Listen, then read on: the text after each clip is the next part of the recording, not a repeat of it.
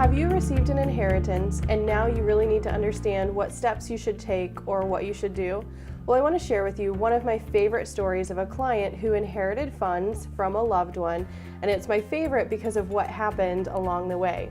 So it was the grandfather in this story who passed away, and the parent was the executor, the trustee, who was the person that was in charge of giving the funds, some of the funds, ultimately to the grandchildren or the grandchild. So we have the grandparent, the parent, and the grandchild.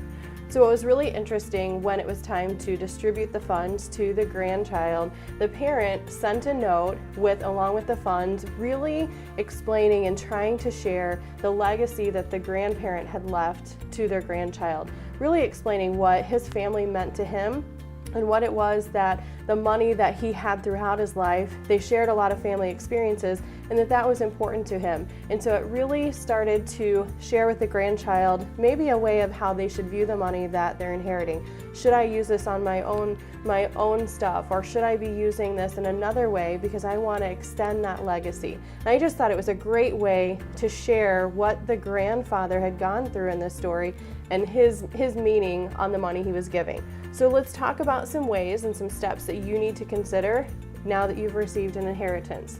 The first is really just to get some advice from an advisor. So when you're thinking about what you should do, you've been given this money, but how do I get it? What are those steps involved? I really need to talk with a professional who can walk me through what I should be thinking about. So get some advice.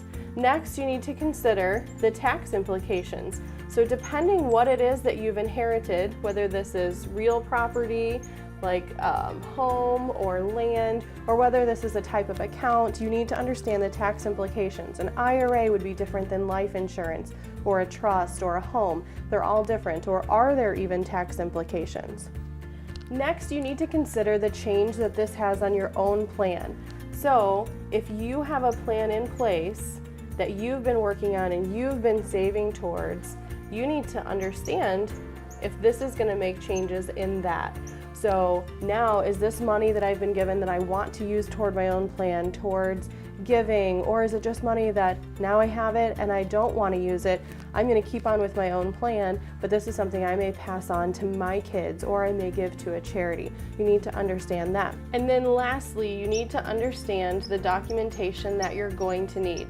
So yes, you have inherited money, but maybe there are things that you need to present in order to prove that you are the beneficiary. So that's usually a death certificate, maybe it's a beneficiary form, maybe it's a distribution form, so there may be paperwork that you have to complete now to get those funds into your name. So going through this process, you're going to be able to hopefully avoid some mistakes that can make a big difference on how much of this inheritance you keep. So now that you go through this process, hopefully you're able to extend that legacy of the money that was inherited to you as a grandchild from the grandparent who meant to pass these funds along to you.